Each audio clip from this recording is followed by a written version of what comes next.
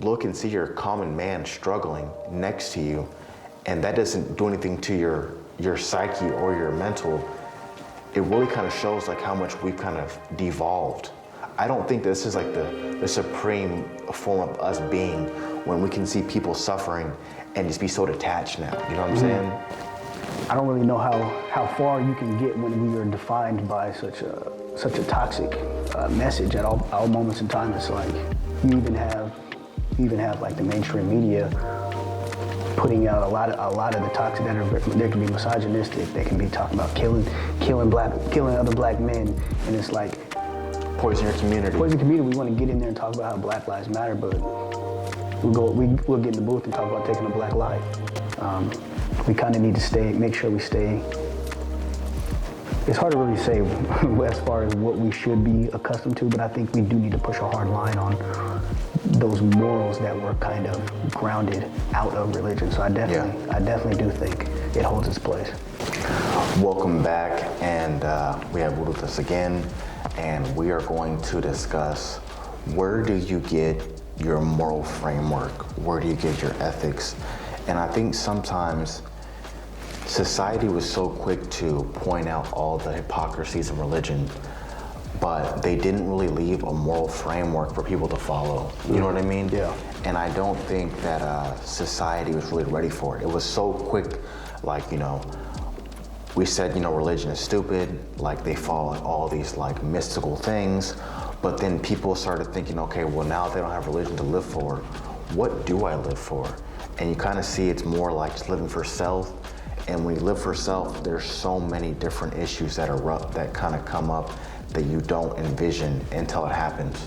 And I think that's where the confusion comes from today. So what are your thoughts on the topic? Kind of start it off.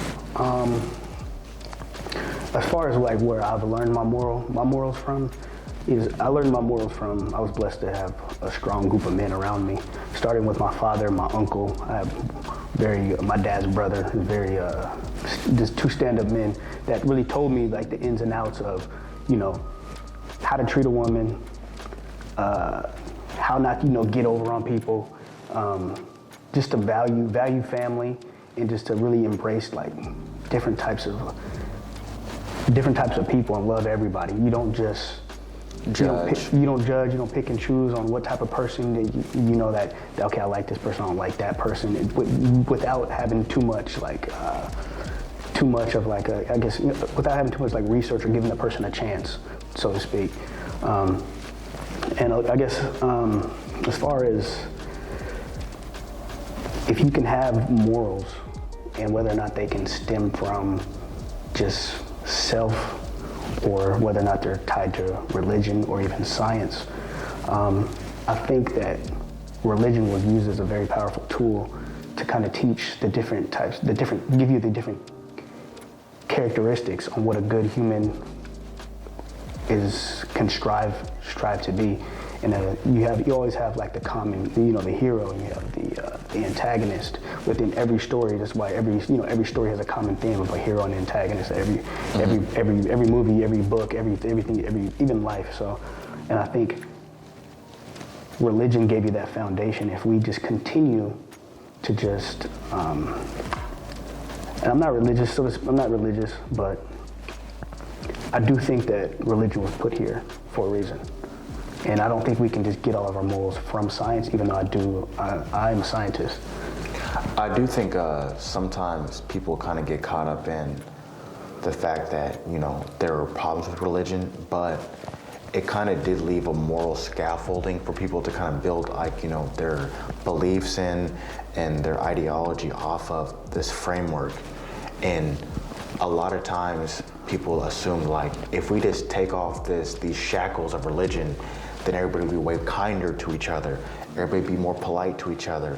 What we kind of seen is kind of devolved into a situation where everybody's looking out for themselves only. Mm-hmm. And that's where you can see a situation where in Pennsylvania, a woman could be assaulted by a homeless man, and people just watch in this video camera instead of actually jumping in because they're worried about their own self, you know, their own like self-harm, or they're worried about, being attacked, or they're worried about like what it might look like. It's like, well, we viewed as an antagonist, so like, I'm not even gonna step into it. Even though something catastrophic is happening right in front of them, they kind of lost like, hey, if all of us jump in right now, there's a low level of risk for any of us, but if only one jumps in, there's a high level of risk.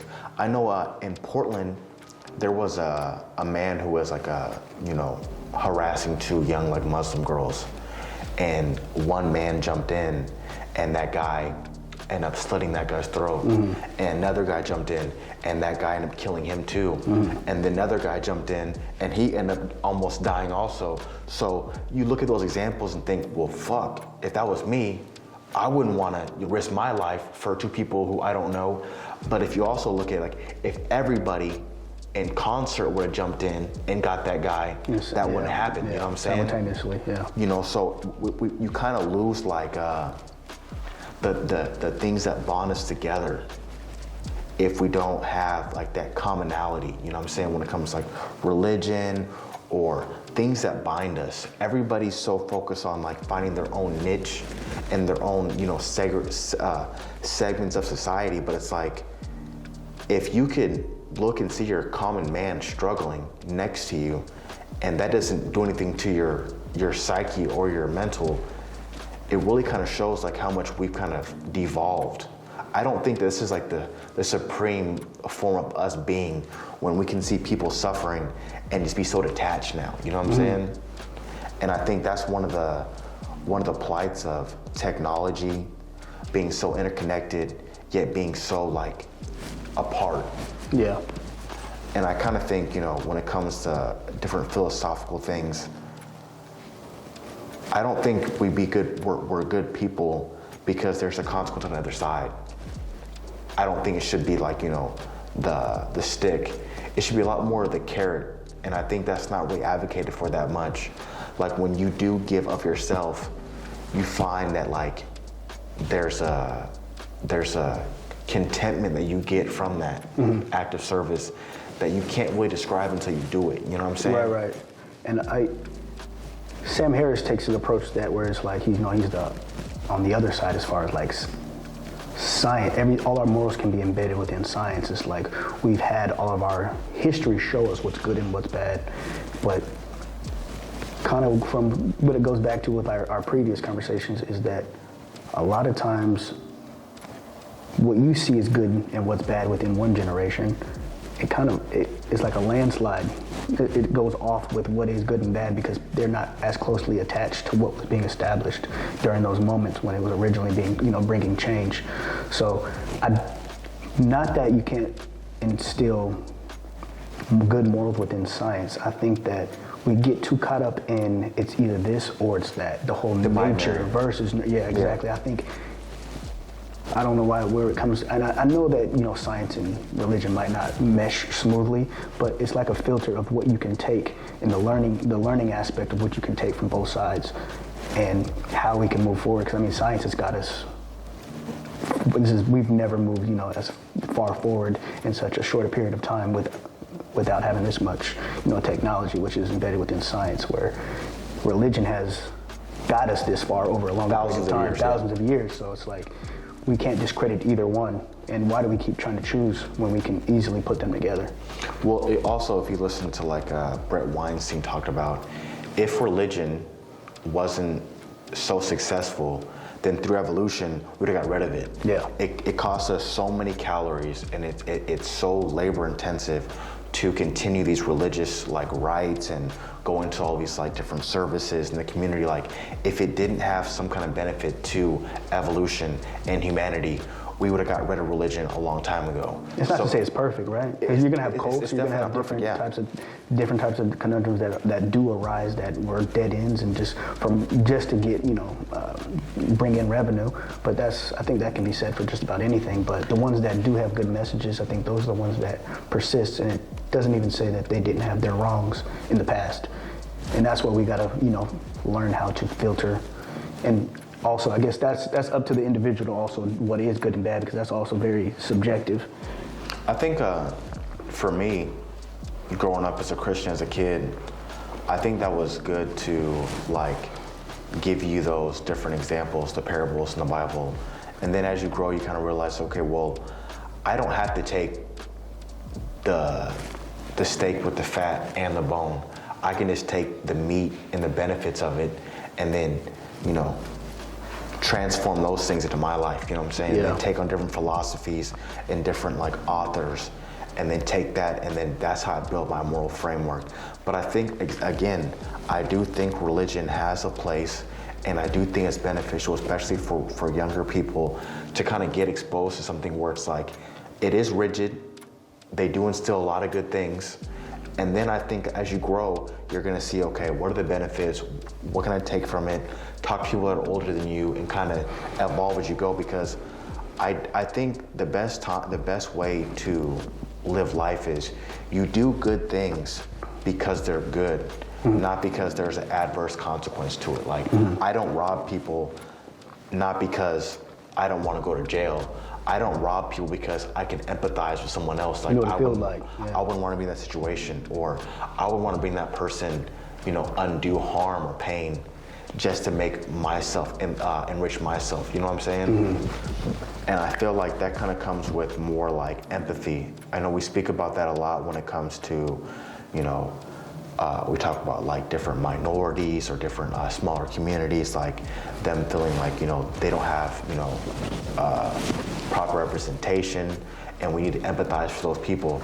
But I think empathy should expand to every person, because every person is bearing their own, like, you know, philosophical or, you know, their own cross. You know what I'm saying? Everybody's going through struggles. So you got to think,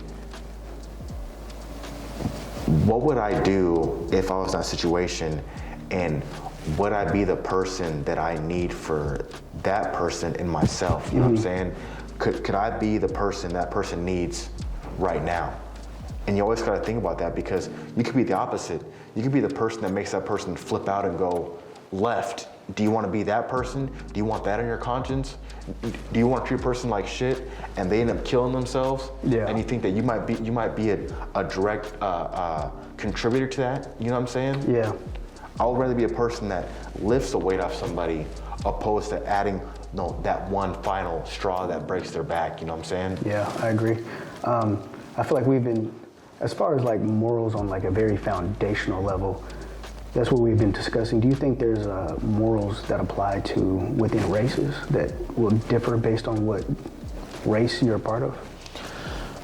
When you say like morals, I kind of feel like when it comes to the Black community, they feed in a lot into like hedonistic, more like whatever feels good for right now. And if someone else gets hurt, it is what it is. Yeah. Everybody gets hurt. Yeah. You know what I mean? And that comes with like the misogyny of like men having sex with as many girls as you can, or girls take advantage of whatever men you can, like get the bag, you know what I'm saying? Like all those things, they make you feel good, but a lot of times there's suffering on the other end that it's not really spoken about. You know what I'm saying? Yeah. Like when you say, hey, have sex with whoever you want, and it is what it is. Well, a lot of those times, like, those women are somebody's daughters. Right. Those women are somebody's mothers, somebody's aunts. Like, that trauma you're inflicting on someone else, like, would you want that on someone you cared about? You know what I'm saying? Or, like, on the flip side, take advantage of that man. Like, that's somebody's son. Yeah. You know what I'm saying? And that's never really advocated for. You never really see, like, the flip side of, like, you know, in the red pill community, you say, you know, you hear a lot about women bad, they do this to men. But on the flip side, there's a lot of negative things that men do to women, and it's like, why is that normalized, mostly in our community, more than anywhere else? Like, I was having a conversation, I was watching a YouTube video, and they were speaking about, you know, how, like, white rappers, they feel out of place in hip hop, and then, you know, white people always have to apologize for being white when it comes to like hip hop. And then I started asking myself, like, do I really feel good about what hip hop represents to the community outside of our community? And to be honest, you don't. I think it's maybe at one point in time, but also very selective with who I find like that's actually speaking for what it like hip hop, like Kendrick, J. Cole, just to name a few. It's like there are people who do try to bring light to things and try to bring change, but at the same time, the vast majority though, they'll also make music with individuals that are preaching the exact opposite of what their overall message is, and I don't really know how far you can get when we are defined by such a toxic message at all moments in time. It's like you even have like the mainstream media putting out a lot of the toxic that they can be misogynistic. They can be talking about killing other black men, and it's like poison your community. Poison the community. We want to get in there and talk about how Black Lives Matter, but we'll get in the booth and talk about taking a black life. Well, what I find so crazy is that you can have corporate sponsorships, whether it be like Coca-Cola, different corporate entities will be in commercials around rap music, but if you made a song about killing little dogs, like I'm gonna shoot a puppy in the face. It's a rap, you're done. You know what I'm saying? Like yeah. They never play on the radio, but you can say, hey, I'm gonna kill someone who looks like me, I'm gonna rob someone who looks like me, I'm gonna abuse a woman that looks like me, I'm gonna take advantage of a woman who looks like me, and that's okay. That's acceptable. Yeah. That's just so strange to me that you never hear that in any other community. And that's like when Dave Chappelle talked about, you know, the LGBTQ, like mafia, like when someone goes against like those people, it's a problem. But it's not a problem when a black person talks about doing harm to a black person. Yeah, it's accepted. It's like a level of tribalism that is expected of black people. And then when someone challenges them, like, well, why do you have the music and represent black people the way they are? So, well, that's their culture.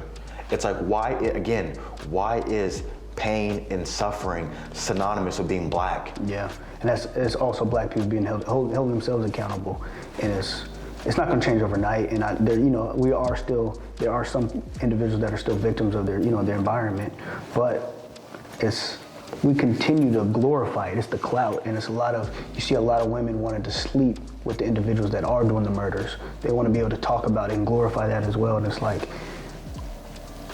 in what world and what other community do you see that being the case? Yeah. I would love to hear like maybe I would love to hear someone talk about that, but as far as I know, it's really only the black community as far as in America. Maybe some like Chicano rap or something like that, but realistically when it comes down to it, a lot of black culture is defined by like the worst aspects of our culture. Right, and what about the whole, and it's like even bringing the topic up, it's like if you ever bring up snitching, it's like one of the foundations, even if you're not even gang affiliated, if you've never been to jail, snitching is the absolute thing you can never do within the black community. But in every other race, there are some other races that are, you don't do that, but it's like within when you see a black person, you even see white people will say, like, they'll bring up don't snitch and be like, oh, I feel that, no snitching. It's like, what are we glorifying though? And that really only benefits those who are doing like the worst in our society. Yeah. You know what I'm saying? So it's like, that's how you can see like a black man kill another black man and be free long enough to kill another one. Right. Because a lot of times, like the most like on that bell curve, the ones who are willing to commit murders are able to commit multiple murders because they're not held accountable until a later time. So like, how many people have to suffer under one person because you're not willing to hold people accountable? Right. There's a lot of accountability talk when it comes to like cancel culture and all these things, but it's like that stuff is insignificant when it comes to all the people who are losing their lives. There are real world consequences to what's going on. And I myself too, like when it comes to like rap music, I listen to certain songs and I can feel that energy kind of like inside of me. Start bottling up, start ready to stomp something, yeah. And it's like, I remember I watched the new Watchmen, right? Yeah. And in a part of that show, it was the series on HBO, they talked about there was a theater and they played a movie and it made black people kill each other. It was like a mind control type situation. And if you really think about it,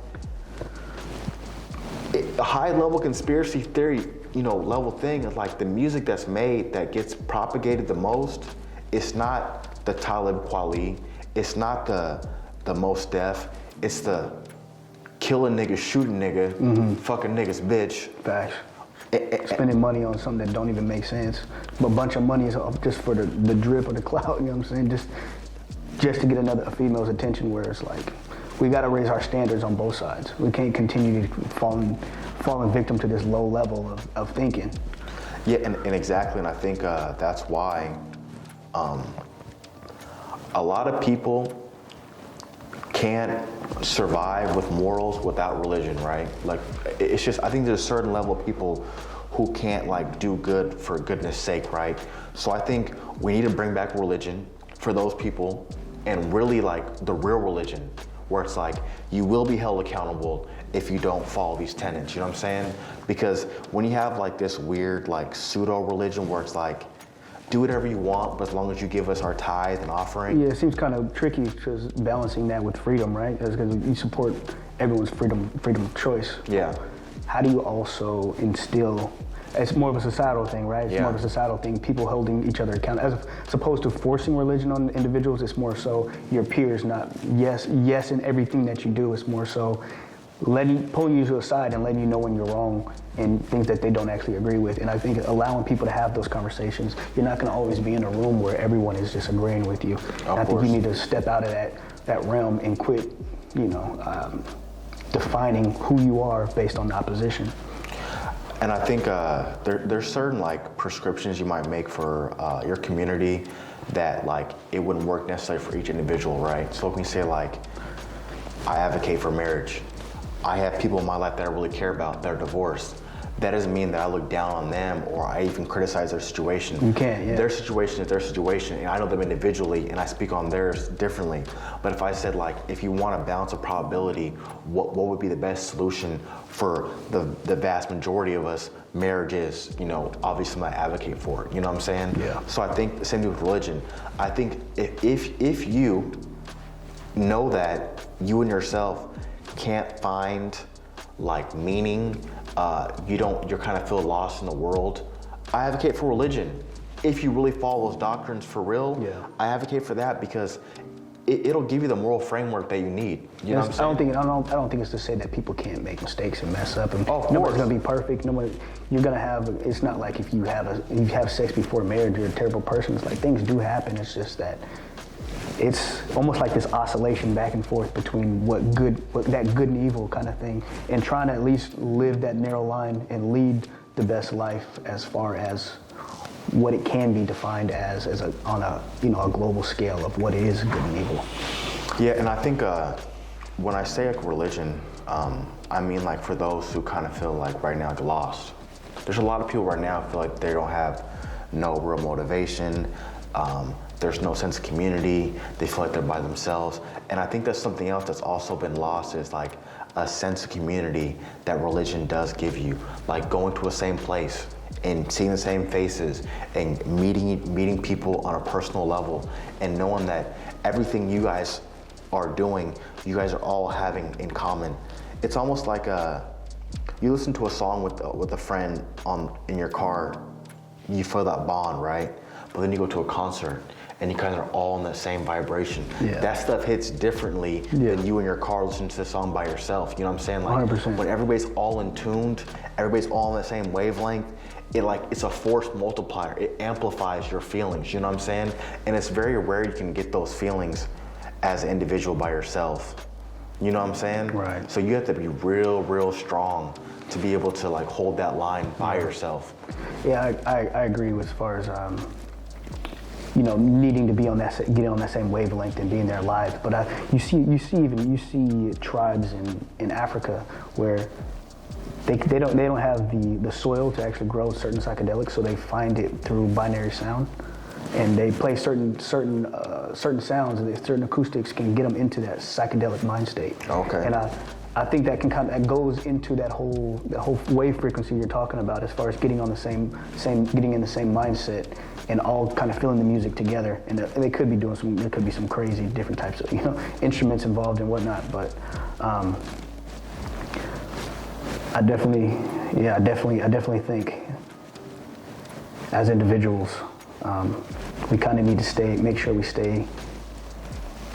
It's hard to really say as far as what we should be accustomed to, but I think we do need to push a hard line on those morals that were kind of grounded out of religion. So I definitely do think it holds its place. And back to that, the topic of like the drums and stuff. I know I never saw dope in my life, but I listened to Young Jeezy, and You be ready. and those lyrics, and that percussion and that beat, it does something different. You know what I'm saying? And you've heard people say like, you know, I listen to Mozzie and now I want to go kill a nigga. You know what I'm saying? Like It's like a tribal chant.